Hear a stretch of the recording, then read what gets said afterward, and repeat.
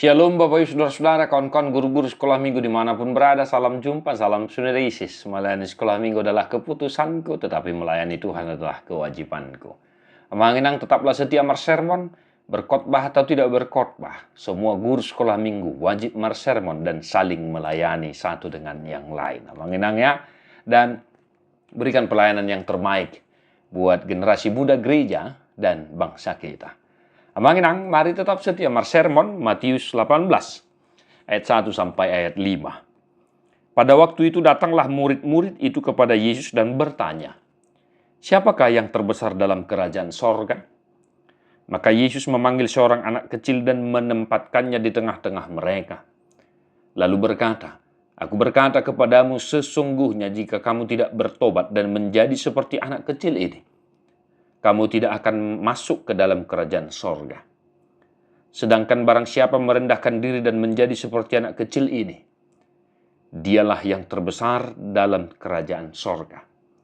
Dan barang siapa menyambut seorang anak seperti ini dalam namaku, ia menyambut aku." Demikian firman Tuhan. Amanginang, barang siapa merendahkan diri dan menjadi seperti anak kecil ini, dialah yang terbesar dalam kerajaan sorga. Jadi, siapakah yang terbesar dalam kerajaan sorga? Kita boleh tanyakan ini amanginang ya. Secara khusus kepada horong besar ya, kelas 5, kelas 6 mungkin sudah bisa menelaah ya. Kita boleh tanya dulu setelah dibaca, kita tanya kembali. Anak-anak, adik-adik, siapakah yang terbesar dalam kerajaan sorga menurut firman Tuhan? Jawabannya ada di ayat 4. Nah, amanginang, siapa yang terbesar dalam kerajaan sorga? Siapa yang terutama dalam kerajaan sorga? Ya, demikian pengandaiannya. Lalu Yesus menjawab, "Siapa yang merendahkan diri dan menjadi seperti anak kecil ini, dialah yang terbesar dalam kerajaan sorga." Nah, artinya amanginang, siapakah yang terbesar dalam kerajaan sorga? Ialah orang-orang yang senantiasa memiliki kerendahan hati. Ya, dan seperti anak kecil. Kita bisa memahami ini. Kenapa seperti anak kecil? Ya iyalah. Hanya anak kecil yang bisa mengalah ya kepada temannya yang lain dengan tulus ya. Kalau kita orang dewasa pasti sudah berdebat duluan. Kita kan begitu. Anak kecil ibarat kata seperti kertas putih amanginang. Dia mau berbagi, dia mau memberikan miliknya kepada temannya, hatinya masih tulus, ya, pikirannya masih murni, dan lain sebagainya. Perilaku-perilaku anak kecil polos, baik, ya, dan tulus, ikhlas dan sebagainya. Rendah hati. Ketika kita minta, bagi dulu, buru, bagi dulu, adik, pasti kan begitu, dikasih. Nah, amanginang, demikianlah orang-orang yang terbesar itu. Maka yang mau kita ajarkan kepada anak-anak sekolah minggu adalah, jika kamu ingin menjadi orang yang terbesar di dalam kerajaan sorga, dan jika kamu ingin menjadi orang yang besar, orang yang bermartabat, orang yang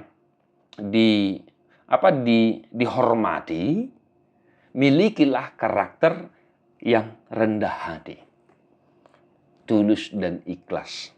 Milikilah karakter yang rendah hati. Kerendahan hati, Yesus Tuhan kita, teladan kita.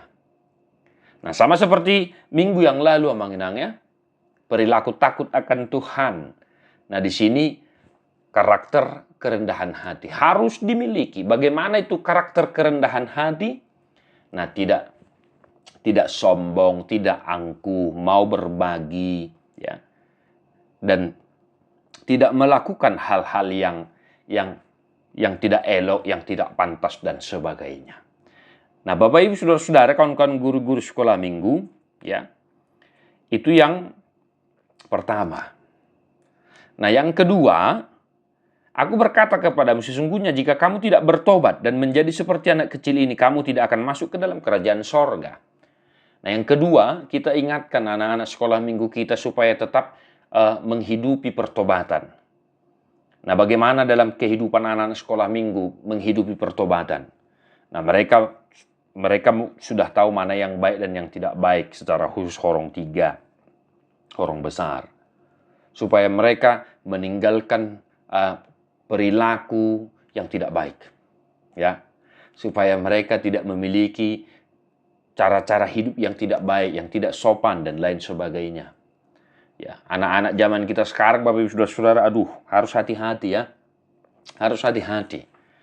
Nah, pengaruh-pengaruh luar, pengaruh-pengaruh teknologi saat ini sudah sangat mengkhawatirkan.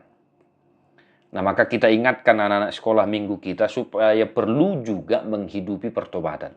Tidak mengulang kesalahan yang sama, tidak mengulang-ulang lagi kelakuan-kelakuan yang tidak baik, ya. Misalnya cakap kotor, berbohong, ya, mencuri, melawan orang tua, dan lain sebagainya. Nah, demikian beberapa hal yang boleh saya jelaskan terkait firman Tuhan ini yang menginang untuk kita khotbahkan, kita ajarkan. Ya, bercermin kepada firman Tuhan sebelum mengkhotbahkannya.